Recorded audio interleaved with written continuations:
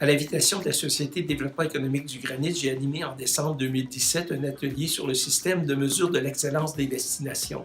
50 personnes sont venues présenter leur projet d'ici 2020 visant l'amélioration de la destination. Cette courte vidéo présente l'un des acteurs.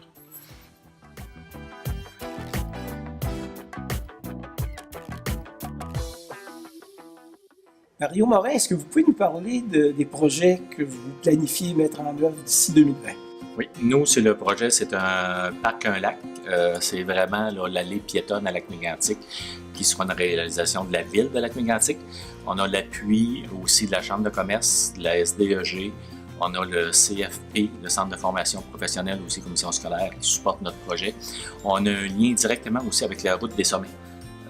Vraiment, parce qu'on veut faire, nous autres, un spectacle multimédia sur l'eau, sur le lac Mégantic. Et avec la route des sommets, on pourrait faire un circuit touristique aussi, parce qu'on commençait à mettre des bornes virtuelles dans chacune des municipalités. Alors, lorsque les gens pourraient visiter la région de lac Mégantic, on pourrait en échange, lorsqu'ils auraient terminé à lac Mégantic, lui donner un gadget, une étoile, de dire, écoute, vous avez un accès privilégié au spectacle ou à la visite de nos lieux. On parle d'une île flottante qui peut accueillir, nous autres, 250 personnes vraiment sur le lac Mégantic. Des kayaks transparents, on parle d'allées piétonnes, d'animation, mais c'est toujours pour faire le prolongement de la promenade Papineau, la rue promenade Papineau, la nouvelle rue, le nouveau centre-ville de lac Mégantic, puis de venir consolider les emplois de ces entreprises-là vraiment, puis de créer une animation vraiment sur l'allée piétonne, avec encore un multimédia, la présentation sur le bâtiment de Belle, un écran vraiment virtuel. On pourrait faire un lien avec le Mont Mégantic, de venir faire la diffusion des Perséides, de faire de la formation aussi de la Grande Ourse, réalité virtuelle augmentée. Vous dire, tout est possible.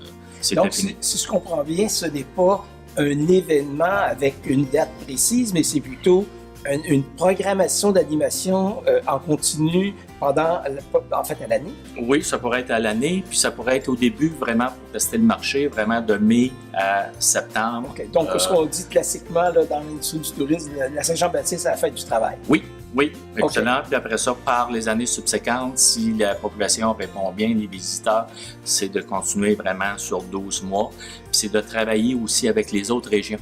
On a le parc Frontenac, on a le Mont Mégantic, on a 100 000 visiteurs qui viennent à ces deux endroits-là.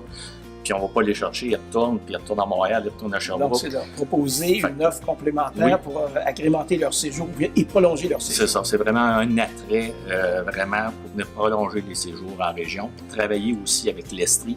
J'ai fait la présentation du projet à Tourisme Canton de l'Est aussi à Mme Papineau et à Mme Vicky. Oui. Puis on était enchantés vraiment parce que les régions touristiques aussi, ils veulent se démarquer vis-à-vis des autres régions. Voilà.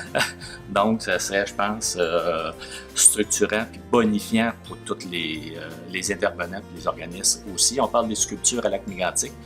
Donc, on a un lien aussi avec le circuit de sculpture qui viendrait sur l'allée piétonne, vraiment bonifié aussi. Merci infiniment et puis bonne chance. Parfait. Des projets emballants. Merci.